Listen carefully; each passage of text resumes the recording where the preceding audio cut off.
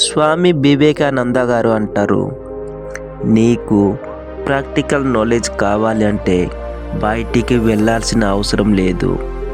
ఏదైనా శక్తి ఇవ్వాల్సిన 5 ఐడియాస్ పట్టుకోండి. ఐడియా నెంబర్ 1, నేను మరియు సర్చ్ ఒక్కటే, లేదా నేను మరియు విజయం ఒక్కటే. ఐడియా నెంబర్ 2, నేను ఏదైనా నమ్ముతాను, దాన్ని నేను మళ్ళీ ఆలోచిస్తాను, నేను అది చేయగలుగుతానని.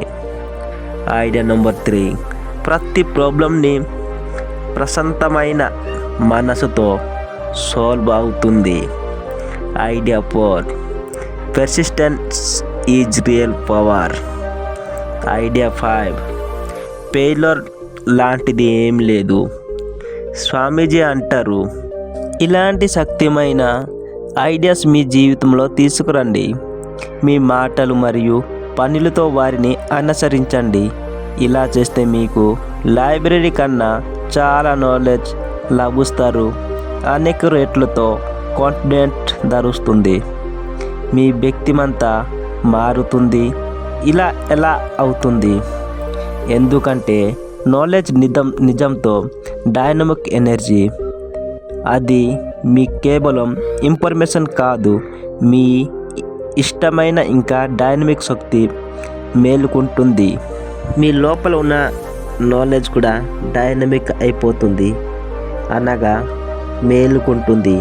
ఒకవేళ తెలుసుకోవాలా మీరు ఎంత ఎడ్యుకేటెడ్ అని, అయితే చాలా సులభం. స్వామీజీ అంటారు, మీరు ఎంత అనవసరమైన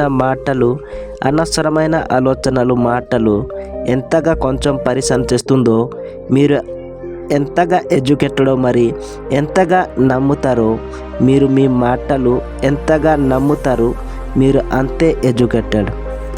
ఏ true educated mind is characterised by freedom, self confidence and self respect. తప్పు ఆలోచనలు, ఆత్మవిశ్వాసం మరియు స్వీయ గౌరవం. ఏ true educated mind is characterised by freedom, self confidence and self respect.